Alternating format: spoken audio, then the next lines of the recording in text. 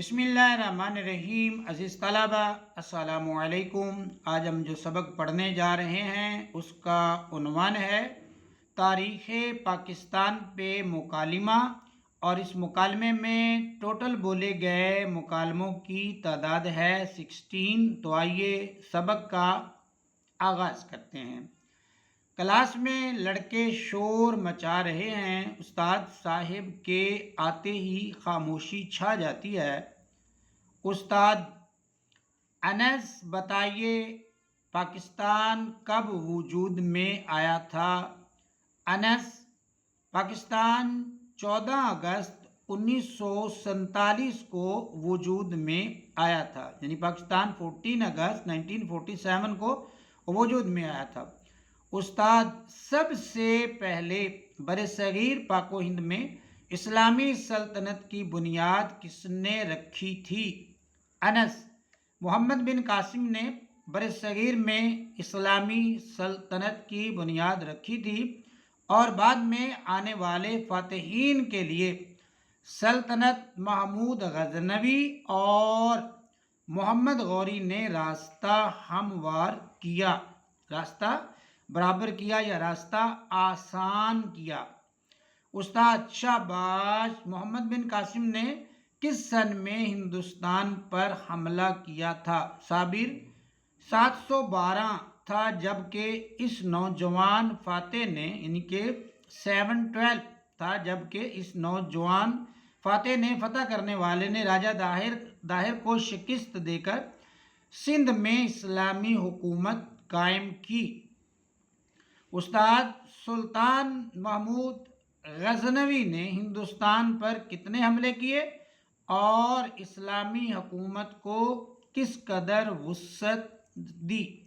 اگلا طالب علم جو ہے وہ امیر الحسن ہے، وہ کہتے ہیں سلطان محمود غزنوی نے ہندوستان پر 17 حملے کیے، ٹوٹل جو ہے 17 حملے کیے، اور پنجاب و سندھ کو اسلامی حکومت میں شامل کیا۔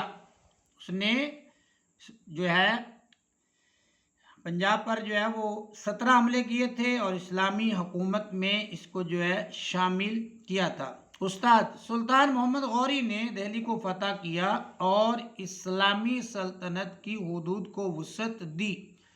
اب بتائیے کہ مستقل اسلامی سلطنت کا بانی کون تھا؟ مستقل طور پر اسلامی سلطنت کی بنیاد کس نے رکھی تھی؟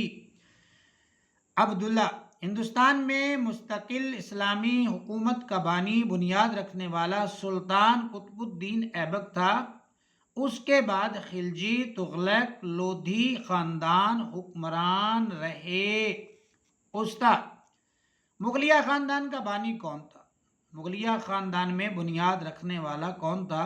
اور اس دور کے مشہور حکمرانوں کے نام بتائیے۔ محمود الحسن: مغلیہ خاندان کے بانی کا نام ظہیر الدین بابر تھا۔ اس خاندان کے مشہور بادشاہ نصیر الدین ہمایوں، جلال الدین اکبر، نور الدین جہانگیر، شہاب الدین شاہجہاں اور اورنگزیب، عالمگیر اور بہادر شاہ ظفر ہیں۔ استاد: ہندوستان پر 1000 سالہ اسلامی حکومت کا خاتمہ کس بادشاہ پر ہوا؟ مقصود احمد: ہندوستان میں مسلمانوں کی 1000 سالہ حکومت بہادر شاہ ظفر پر ختم ہوئی اور انگریز ہندوستان کے حاکم ہو گئے، انہوں نے ہندوستان پر حکومت کرنا شروع کر دی۔ استاد: پاکستان کس طرح قیام پذیر ہوا؟ استاد پوچھتا ہے جماعت سے کہ پاکستان کا قیام کیسے ممکن ہوا؟ طاہر شہزاد: برصغیر پاک و ہند میں مسلمانوں کی حالت نہایت ابتر ہو گئی تھی، بری ہو گئی تھی۔ انگریز اور ہندو دونوں مسلمانوں پر مظالم کے پہاڑ توڑ رہے تھے۔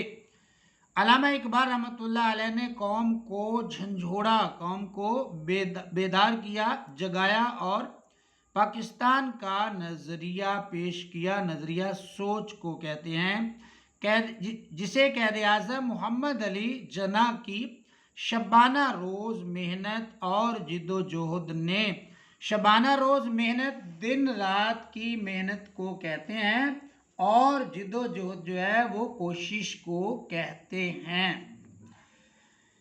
जिद्दोजहद ने अंग्रेज और हिंदू को शिकस्त देकर कायल कर लिया कि पाको हिंद के वो इलाके जिनमें मुसलमानों की अक्सरियत है, मुसलमानों की तादाद ज़्यादा है, पाकिस्तान के नाम से आज़ादो आबाद रहें। चुनांचे 14 अगस्त 1947 14 अगस्त 1947 को पाकिस्तान के क़याम का ऐलान हुआ और कायद आज़म रहमतुल्लाह अलैह पाकिस्तान के पहले हाकिम मुकर्रर हुए।